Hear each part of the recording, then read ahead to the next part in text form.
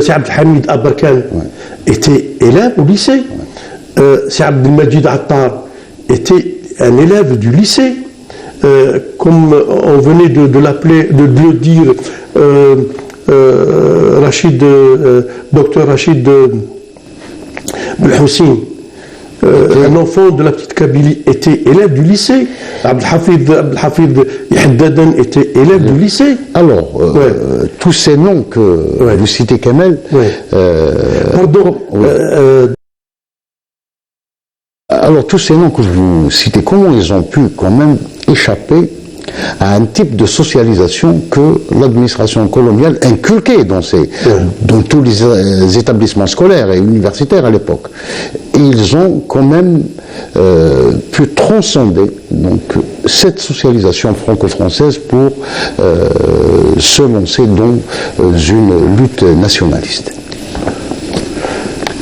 C'est un peu grâce aux valeurs de la Révolution française.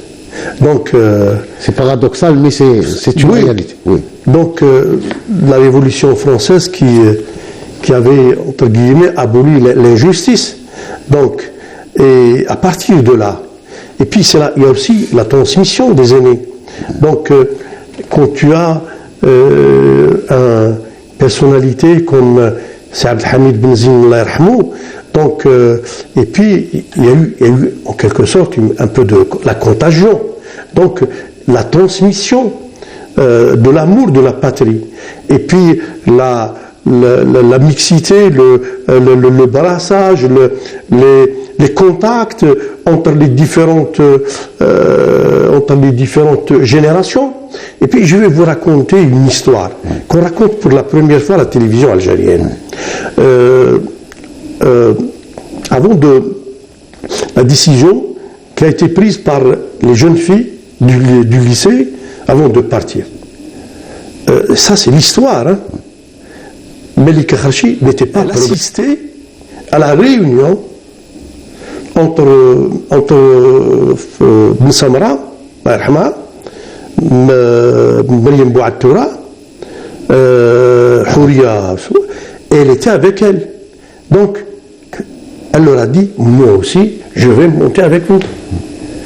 Et elle est montée avec le destin, donc elle ne pouvait pas ne pas rejoindre ses camarades.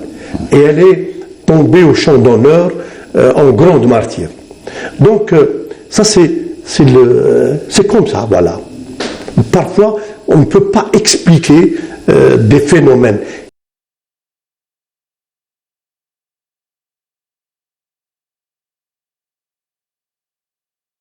A pu également échapper au processus d'acculturation qui a été mis en place d'ailleurs dès 1830 par la France coloniale. En 1830 par la France coloniale. En 1830, l'Algérie avait à Alger 100 écoles. On avait 86 écoles à Constantine et 50 écoles à Tlemcen. 50 ans après, en 1880, il ne restait de ces écoles-là que 13 écoles franco-arabes. La mission civilisatrice française entre guillemets, oui, a tout fait pour massacrer, je dis bien pour massacrer, l'identité et la culture algérienne. En 1830, les Algériens et les Algériennes savaient lire, écrire et compter. On avait un taux d'alphabétisation qui est passé à 15%. Je vais vous faire une confidence. En fouillant dans ce dossier-là, je découvre, à ma grande stupéfaction, que durant la colonisation et durant la guerre de libération, que nos aînés ne pouvaient avoir des cours d'arabe que 1h30 par semaine. Donc, et j'étais estomaqué en découvrant que ma langue, que notre langue nationale était considérée comme deuxième langue vivante. Donc, le colonisateur, ou plutôt l'ordre colonial, a tout fait pour détruire la personnalité. Pour détruire la personnalité, la culture et l'identité de l'Algérien. Qui font tout pour que notre langue nationale prenne la place qui lui sied dans le champ administratif, politique, culturel et socio-économique. Là, moi je comprends maintenant pourquoi on fait tout ça pour que notre langue reprenne la place qui lui sied. Pour la simple raison, c'est que la colonisation a tout fait pour combattre non seulement notre identité, mais aussi notre culture et notre âme. De ce point de vue, Kamel, est-ce qu'on peut dire que, en dépit des exactions, des crimes, des enfumades, des razzias, des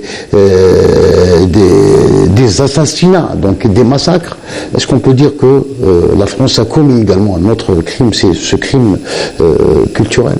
Absolument, absolument, absolument.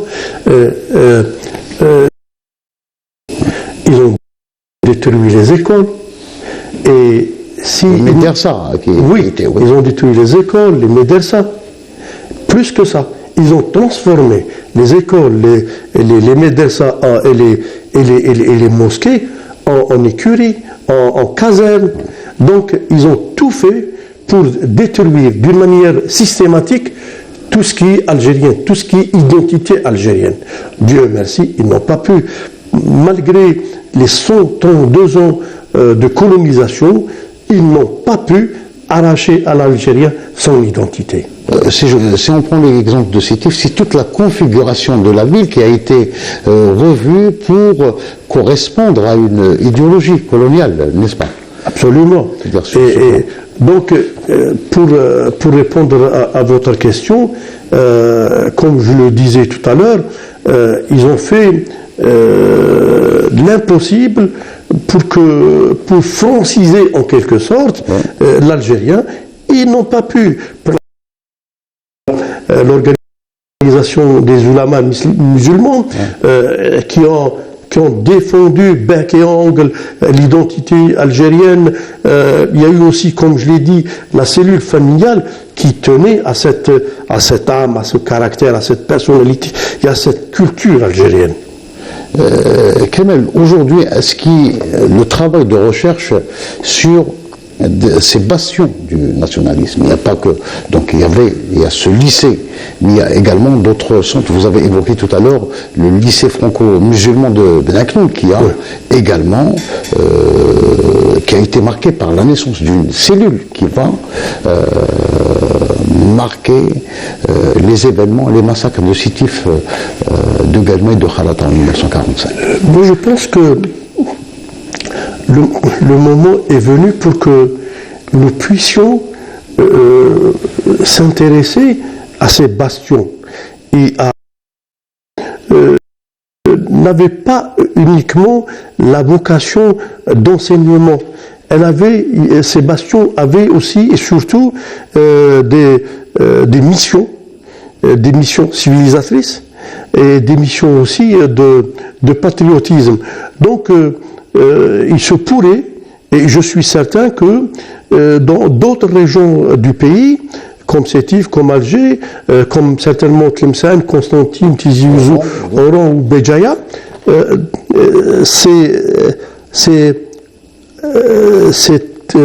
viviers du nationalisme et du patriotisme mériteraient, à mon sens, une étude profonde pour que nous puissions mettre la lumière sur notre histoire algérienne.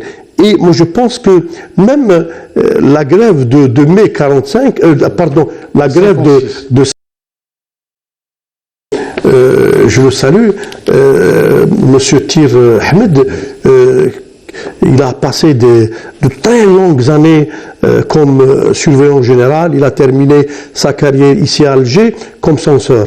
Eh bien, les élèves des écoles primaires avaient pris part à cette grève-là, à cette grève de mai 45.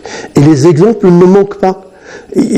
D'ailleurs, ils ont fait grève pendant une année et ils ont repris leurs études par la suite. Donc, cette grève-là n'avait pas touché uniquement les collèges et les lycées. Même des élèves des écoles primaires avaient pris part à cette manifestation extraordinaire et à cette contestation des enfants d'Algérie de l'époque. Alors une question, Kamel, concerne une personnalité qui a marqué l'histoire, qui a marqué les AML, Farhat Abbas, dont la pharmacie se trouvait pas loin de l'histoire, qui a marqué les AML, Farhat Abbas, dont la pharmacie se trouvait pas loin du lycée Kerouani.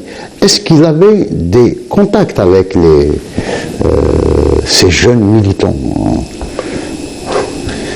Sétif, dans les années 40, était la capitale du nationalisme. Donc, Farhat Abbas, avec ses compagnons, avait créé les AML, les Amis du Manifeste et de la Liberté, le 14 mars 1944. Une semaine après la promulgation de la fameuse ordonnance du 7 mars 1944, qui donnait dans son article 3, qui accordait, dans son article 3, la citoyenneté à une catégorie d'Algériens qui ne dépassait pas le nombre de 65 000, et ces Algériens, avec l'élite,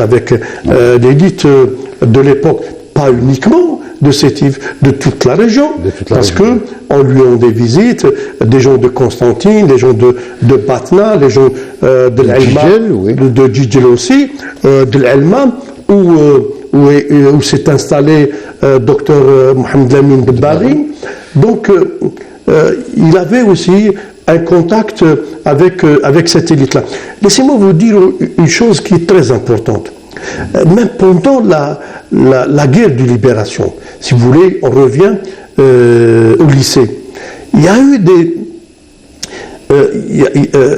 c'est un lycée rebelle en quelque sorte, parce que ces élèves étaient des rebelles. Il y a eu des accrochages avec des élèves, des colons, des Européens. Il y a eu même de matériel qui ont été acheminés vers le maquis. Et donc, ce lycée-là, même pendant la guerre de libération, continuait à militer et à inculquer à ses élèves le patriotisme et l'amour de la patrie. C'était ville sportive par excellence, notamment durant les années. Est-ce qu'il y a eu justement entre ce lycée et le mouvement sportif des passerelles, des liens, Kamel? On ne peut pas ne pas parler du sport et de la révolution à Sétif quand il s'agit de Maître Koussine, qui était un grand avant-centre de l'entente, était un élève du lycée. Matem Lounis était professeur d'éducation sportive au lycée. Salih Abdelhamid a étudié au lycée. Saïd Boundris, un grand entraîneur de volley, il est arrivé, il est devenu par la suite un des entraîneurs nationaux de l'équipe nationale de volley, était un enseignant de ce lycée. Moi, je voudrais citer deux personnages qui ont marqué cet établissement. Je voudrais aussi, d'une manière ou d'une autre, rendre hommage à Cizerroug Maïza. Ce monsieur a passé 60 ans de sa vie au lycée. Il est rentré au lycée en tant que surveillant d'internat en 1925 ou 26, et il a pris sa retraite en 66. Juste après, l'amour du lycée l'oblige à revenir pour prendre en charge la bibliothèque de 66 jusqu'à 85. pour parler de la bibliothèque, le lycée Karouani, il possède une bibliothèque en avril 2006. Il avait une bibliothèque, dans sa bibliothèque plus de 4.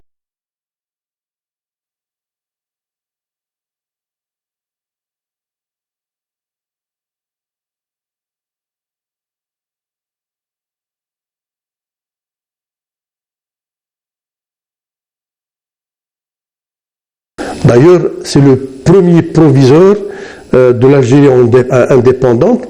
Il a pris les rênes du lycée en 1964.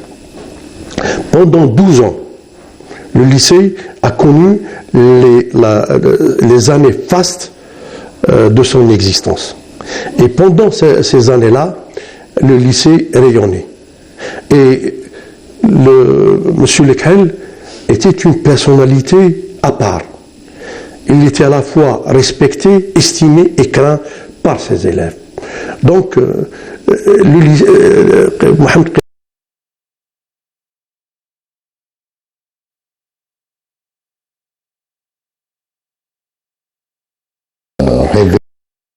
tous ces secrets. Oui. C'est le travail que vous êtes en train de faire, Kamel, donc un travail de longue haleine que vous avez commencé avec déjà ces 2 enquêtes remarquables sur les massacres du 8 mai 1945, Sétif, la fosse commune, comme premier ouvrage, et puis vous avez la vérité, le deuxième ouvrage, La vérité mystifiée. Je sais que vous préparez encore des livres qui concernent cette période, précisément. Oui, je remercie Canal Algérie pour son invitation et pour m'avoir de tout temps ouvert ses chaînes et ses portes. Je voudrais vous donner la primauté de l'information. Je suis en train de revoir le premier ouvrage Sétif la fosse. Parallèlement, je suis en train de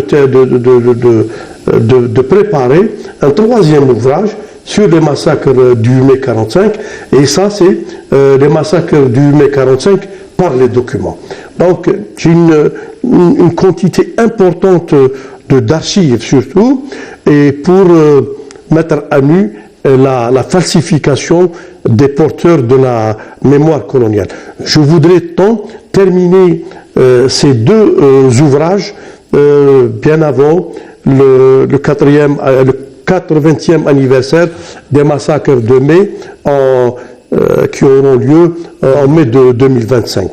Donc parallèlement avec cette enquête et ce travail sur le lycée, je le fais avec 2 anciens élèves de l'association. Moi je ne suis pas un élève du lycée, hein. Moi je suis un élève du lycée Ibn al-Sheikh. Donc je le fais